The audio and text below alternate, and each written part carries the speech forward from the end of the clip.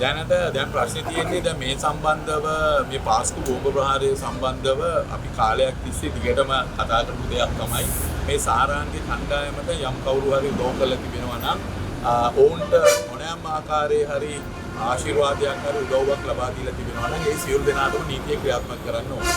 මොකද ඒ සියලු දෙනා කවුරු හරි නිදහසේ සිටිනවා නම් ඒක මේ රටේ ජාතික ආරක්ෂාවට තර්ජනයක්.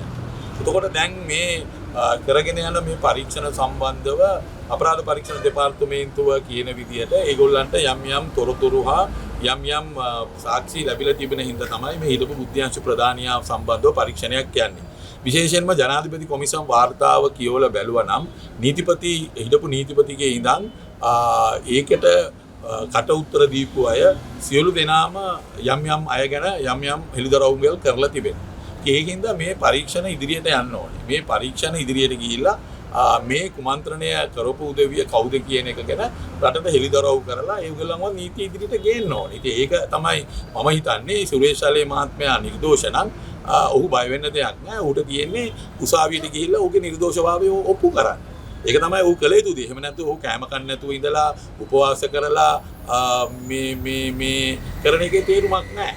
මොකද දැන් එයා බුද්ධ්‍යංශ ප්‍රධානියා හැටියට ඉන්න කාලේ මේ පාස්කෝ බෝම්බ මහමොළු කරු කියලා එයා කීප දෙනෙක් අත්අඩංගුවට ගත්තා.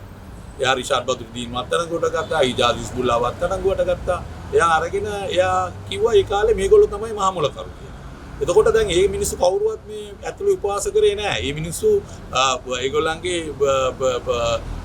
ඒගොල්ලන් නිර්දෝෂභාවය ඔප්පු කරන්න උසාවි ඉස්සරහට කියලා ඒගොල්ලෝ නීතිඥ මාර්ගෙන් ඒගොල්ලෝ සටන් කරලා ඒක ජයග්‍රහණය කළා තිබෙනවා. ඉතින් මම හිතන්නේ දැන් සුරේෂ් අලේ මහත්මයාත් කළ යුතු දේ ඒක තමයි උපවාස කිරීම හෝ වෙන දේවල් කරන එක නෙමෙයි.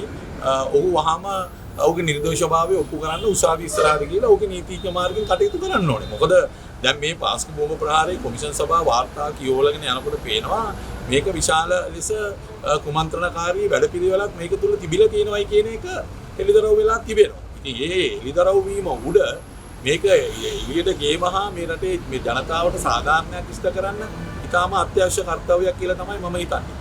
ඔය මේ විරුද්ධ පක්ෂ මේ ගෙන යන ඔය මේ උපවාසයි ඒවත් එක්ක මොකද මෙහෙමයි දැන් මේක මම නම් මේක එකඟ වෙන්නේ නැහැ මේක දේශපාලනීකරණය කිරීමට. මොකද මේක දේශපාලනයට එහා ගිය ප්‍රශ්නයක් මේක. මේක මේ අපි බලයට එන්න පාවිච්චි කරන්නවත් නැත්නම් කාවත් බලයෙන් පහ කරන්න පාවිච්චි කරන්නවත් ප්‍රශ්නයක් නෙමෙයි. මේක මේ රටේ ජාතික ආරක්ෂාව හා ජාතික සමගිය හා ජාතීන් අතර එකමුතුභාවයට තිබෙන ප්‍රශ්නයක් මේක. ඉතින් මේ සාරාංගේ කණ්ඩායමට කවුරු හෝ උදව් කරලා ඔහු නිදාසේ සිටීම මම හිතනවා මේ රටේ ජාතික ආරක්ෂාවට තර්ජනයක්. ඉතින් මේ පැත්තෙන් මේක අපි දේශපාලන කෝණයෙන් මිදලා මේකේ රටේ ජාතික ආරක්ෂාව, ජාතික සමගිය, රටේ අනාගතය ගැන කල්පනා කරලා බැලිය යුතු ප්‍රශ්නයක් හැටියට තමයි මම දකින්නේ.